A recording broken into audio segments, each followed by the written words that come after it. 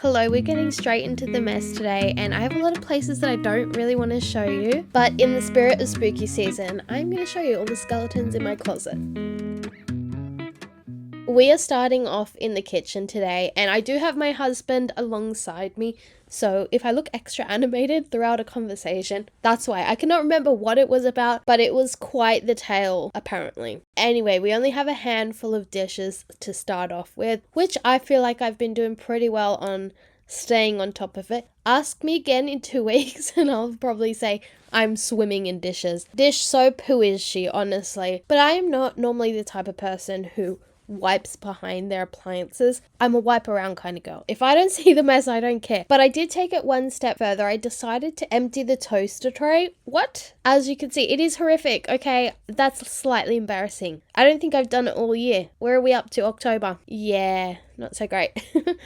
My husband once asked me, this was a couple years ago, he's like, did you know you could do this with a toaster? Take out the toast tray? Besides the fact that we had been married for 4 years when he asked me this. I was like, yeah, who do you think's been doing it? Oh, to live in his world where it's a blessing to not ever have to think about cleaning out the toaster. I do love that man though. We have moved over to the other side of the kitchen. I would call this the lunchbox making station, the getting ready for school station, whatever you want to call it. It's basically where I prep my son's lunches for school. I use the toasty or the sandwich press about every single day. I do try to get the boy to eat some other sandwiches.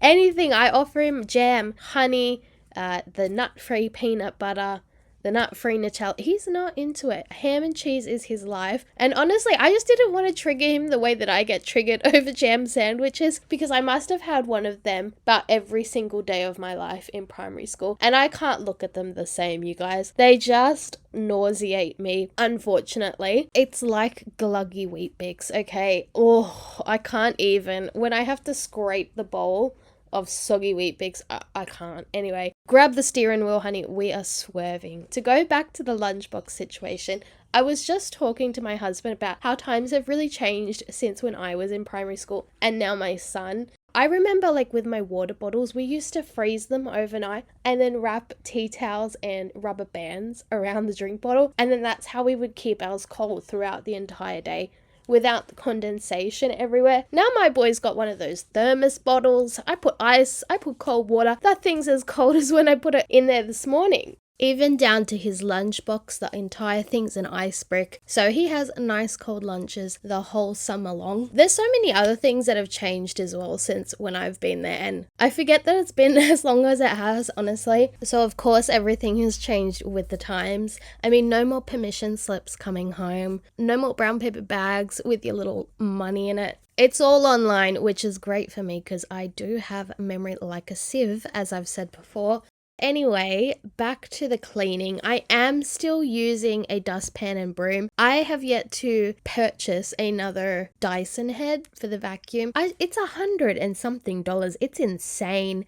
And I was thinking, do I want to replace this one? Because she is beat up. We've had her for a couple years, which is kind of a little bit sad considering how much money we've spent on it. But the battery doesn't last very long anymore. And to replace the battery, that's also $100. Plus I spent like over $100 last year on the accessories that I had lost over time. I mean, that's like $300-400 already if I was to replace all of that. So I'm thinking, I don't know, maybe I'll order a cheap one online, and do it that way, because I can't bring myself to spend $100 on a Dyson head. I'm gonna come back to the vacuum thing in a minute because I do need some recommendations, but I did get distracted and decided to do the wall and like wipe down this center, I don't know what you call it, archway, because I noticed just how grotty it was and that I hadn't done it in some time. And the closer I get, the worse it is, right? It's just the way that it is. Yes, we're going to tackle these rooms in a minute. I know, horrific. So I just use some dish soap and a microfiber cloth. You'll often see me switch between a cloth and a paper towel. It's honestly what's closest. I don't care too much. I do prefer cloth just because, you know, it's reusable and save the environment just a little bit. So anyway, I wiped them down and they did look fantastic after that. I was like, ooh, should just bust out my mop head, because I was only going to do like a couple patches and then it ended up being most of the door and the walls and stuff. So normally I would suggest a mop head just for easier cleaning. I do have plans to also repaint the arches, just because it is starting to chip. Whoever painted it originally just painted over varnished wood, so it's kind of oily and the paint's just starting to chip off. We're gonna move on into my son's room. It does look wild, and that's because I have been getting into a routine with them that every night they clean up the living room and the dining table area because they have their toys scattered throughout, and so they have just been dumping it like sort of on the floor of the bedroom, and you know what, little steps at a time. But something that has made quite a drastic change has been down the side of my son's bed. You might think this is horrific, you might think this is the worst thing you've ever seen, but for me, this is good, okay? I haven't done it in a couple of months and it doesn't look too bad. By a couple of months, I probably mean like 4 or 5 months, and this is pretty good. It's just toys, clothes, and the occasional book. He's a kid. I was the exact same. My mother used to tell me when I had my loft bed, it would be like a mystery into how much she would find of my stuff up there. So the apple doesn't fall far from the tree. And this was a relatively quick clean. I managed to get up pretty much everything from there. And as you can see, it's really only paper. There's not any real rubbish down there, which is fantastic. I'm feeling very happy about that.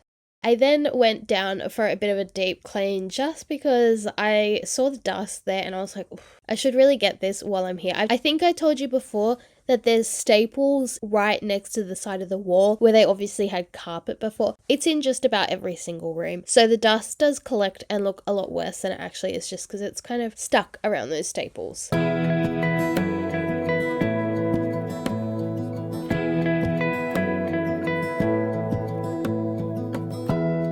Give me love, give me all your love, oh, 'cause I want you. No one else makes me feel this way, don't know what you do. Hold my hand, could you hold my hand, look me in the eyes. You and me, yeah, that's all I need, and I'll be alright. I'll be right here. I swear that I'll stay here with you. Hold me closer. I wanna stay here with you. All that we have is each other now. I promise I won't leave your side.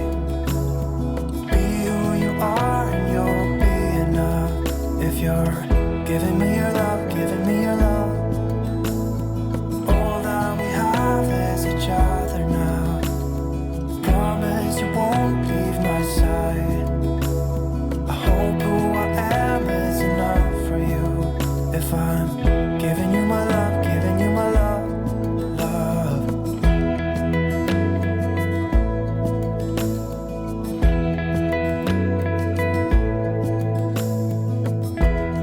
Tell me what you wanna do, I'll do anything. As long as I can be here with you, everything's alright. I'll be right here. I swear that I'll stay here with you. Hold me closer. I wanna stay here with you.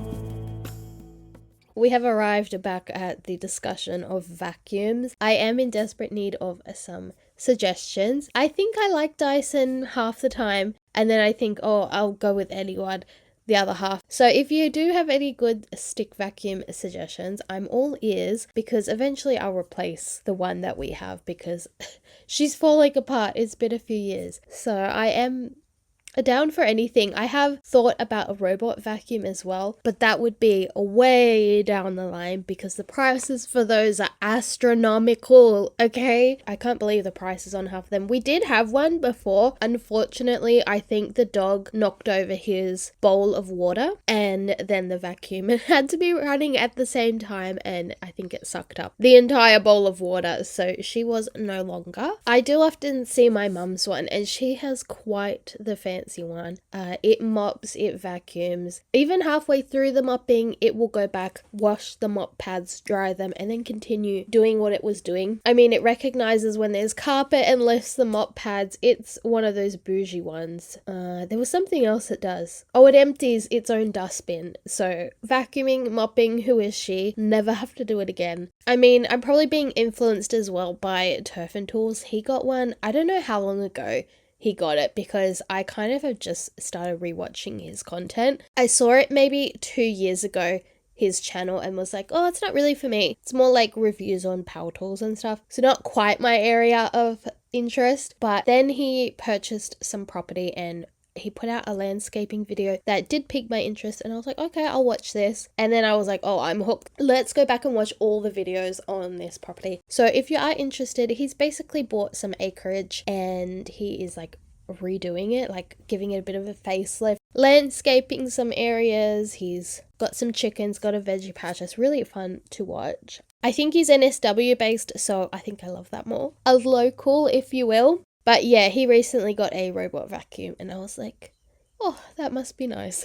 One day, not now though. I will link the landscaping video that piqued my interest, I guess, that made a subscriber out of me, in case you are interested in seeing it. There's a lot more, so go and check out Turf and Tools if you're into any of that kind of thing. I've been trying to broaden my horizons on who I'm following because I feel like I'm going through a bit of a lull on content. So I have subscribed to a few new ones that I'm absolutely loving, and I think I'll share them with you. Feel free to comment below some people that you like. I try to support smaller creators. So the first one that I started following earlier this year would have been Riss Little Veggie Patch. I love her. She's from Queensland. She does gardening videos and she is the polar opposite of what is going on over here. She is so calm, collected, has her life together. Her garden looks spectacular. And she recently had a video that got over, I think, 100k views. So I'm so happy for her. She deserves all of it. Her videos are spectacular. So well put together. So if you're interested in that, go and check her out. It's Riss, R-I-S-S, Little Veggie Patch. And then another one that I've recently just started following, like as in this week, it's a refinish with Jade, and I absolutely love her.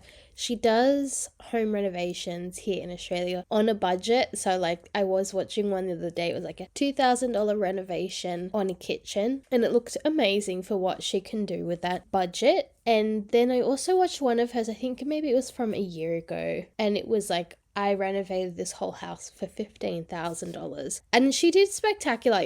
Go and check her out if you like a little bit of a makeover video. Then she's your girl. She's got tons and tons and tons of videos to watch. So I've been binging that. As I said, I really need some more things to watch and listen to. Since I do a lot of cleaning, I have to have something in the background. Otherwise I get bored instantly.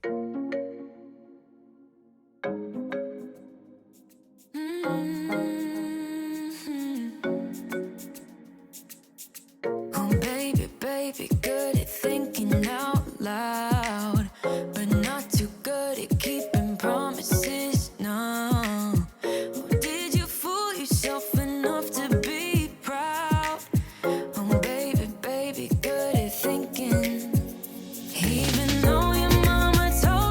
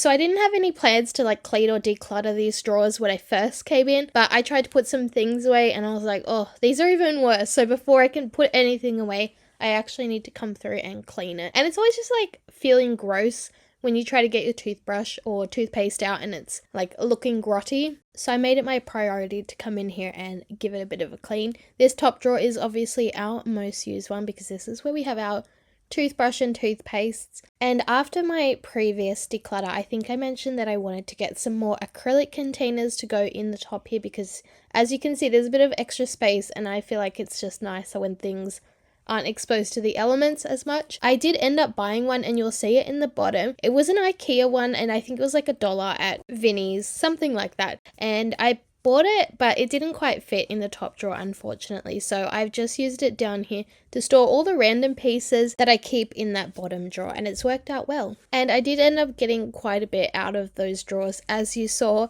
just then. I would say it's a declutter, but really it's just me getting rid of garbage from there and letting go of like deodorant cans with like half a spray left in them. And then I moved on to the shower, and as you can see, I was just starting out with a clean and I was like, oh, I'll just pack up all the toys, hang it up, because usually that's like the biggest problem. Looks like Toys R Us on the bottom of my shower. So I packed them all away and then I was like, oh, I'll give it a little scrub because in the corners you can see there's like a little bit of mold that kind of builds up from where that basket hangs and drains. So I was like, I'll tackle that. And you might notice our shower does have shower cancer, as they say, which is basically just mold between the layers of the glass, and it's basically impossible to get out unless it's redone. And that's not in my hands. So for now, we're just going to manage it as best as we can. And so I am in here scrubbing. I was trying to just do this like sitting on the floor and then it was getting so wet. It was like a slip and slide in there. I was like, oh, this is disgusting. So I did get a stool. Unfortunately, I picked the wooden stool and it was getting more and more soaked as time went on. I was worried that I was going to end up sitting on paper mache basically, but my bum was fine while I was doing my scrubbing. So I just used this collapsible little bucket. I use it for like the laundry and stuff, but I fill it up with water so that I could just scrub with some gumption and this little brush and run around and not have to like turn the tap on and off constantly. And you can see it's pretty limited space in here, so I don't want to be trying to get up and down all the time to get the hose. So that worked out really well for me. I think I picked this up for like $10 at Aldi, possibly. I do forget where I get things often, but it has been fantastic. It was one of those purchases that I was like, oh, is it kind of excessive? Like, is it something that I'm just buying for the sake of buying? And am I going to use it that much? But it has worked out really good for me. I mentioned earlier that I was using gumption in here. I like to use it just as like a little more elbow grease because sometimes the scrubbing's just not enough. And basically it's just like the Australian version of the pink stuff. I could be wrong on that because I've never actually used the pink stuff. I have used the toilet powder from that brand, but I've never actually used their like pot stuff. So let me know if it's any good and worth a try. I just like to use gumption because I guess it's Australian made. So, you know, got to support that. And then I just went and tackled like the front of the shower. So these corners down the bottom of the track, all that kind of had a bit of a build up on it. And I decided not to film the rest of it just because it's a tiny space. I was getting frustrated. We were too close. It was too much. Anyway, so we have come to a crossroads and we can either A, talk about my disaster dining room, which I know you're hanging on the edge of your seat to hear about, or 2, we could talk about the Day of the Jackal because I finished it. Well, my husband and I finished it, and wasn't it an ending? Oh my goodness. Okay, if you haven't watched it yet, go and watch it first of all, and second of all, maybe skip the spoilers if you do want to watch it because I'm about to spoil everything. Anyway, I loved it up until probably episode 8 or 9. Then it started getting a little bit wild. He was just taking out anyone and everyone in his path, and I was like, oh, this is a little ridiculous, a little bit messy now. I did kind of get like a little annoyed about that. I was like, this is not who he is, so why are they making him like this? But I mean, to take out Bianca, one of the main characters, that is wild. I know they fully weren't expecting to get picked up for season 2 just based on the way that they ended it, because they've sort of left it open-ended but also closed enough. It's hard to explain. Basically, his wife ended up leaving him, and in the like last scene, he's like, oh, I've got to go find someone. So, you know, he's going to go and find his wife, and then He also never ended up getting paid for a hit job that he did. So basically his liaison, if you will, hands him a newspaper with a picture of the guy who's supposed to pay him. And you kind of can gather from that that's going to be the next hit if he doesn't get paid. So whether they got picked up for season 2 or not, it's both open-ended and closed-ended. They could extend on it, but they also don't have to, and you kind of know what happens, if that makes sense. So it is typical kind of season 1 stuff for new shows, but otherwise I really enjoyed it. It was something different. I liked the way that they mirrored both the two main characters. That was fun up until she dies. So that was a little sad because I do love her. I think she's a good actor. It will be interesting to see where they go with season 2. Hopefully it's not a Netflix Bridgerton situation where it just starts to go down the wazoo and it is crap by season 3 or 4. All good things must come to an end at some point. And unfortunately, I'm no Margaret Pomeranz, so my description of this show is horrific. But since we have a little time left over, I thought I'd tell you what I was doing in this little clip because I decided to do something I haven't really done. I noticed the floors were horrific. I have mopped them like a million times. Doesn't really help that much. I mean, obviously to get the dirt off the floor. I wasn't sure if there was just dirt that wasn't coming off with a flathead mop, like needed a proper scrub. So I decided to go in with a broom and just lightly brush the wooden floor. I also used my Saba organic floor cleaner. I love that one. I love the smell of it. So I just squirted it all over the floor and then just wet the broom head in like a bucket of water and then scrubbed a little bit, and it got all those little Play-Doh bits that get stuck on the floor, and the flathead mop has no chance of cleaning. I was happy with that result because it did mean that I didn't have to get on the floor and like scrape all the Play-Doh off, which, you know, obviously not my favorite pastime. So that was one win for it. Would I do it again this way? Probably not. I don't know. I then had to do like the penguin waddle with this towel to make sure I got all the water up off the floor because they are wood floors, and I could be wrong about this, but I'm pretty sure if you leave water on wood floor for too long, it gets warped, possibly. Making sure we picked up as much of the water as we could. And then this was the towel. This was the dirt that was picked up not by the brush. I assume there wasn't much picked up by the broom itself, but the bucket that had the water that I was using was brown after I washed the broom head. But I ended up using 2 towels to wipe up the excess water, and they both looked like that, which is disgusting to think about, honestly. But the end result looks pretty good, and I'm happy with the way the floors turned out, and I don't need to do them for another year, so I'm just kidding. Anyway, thank you guys for watching, and I will see you in the next video.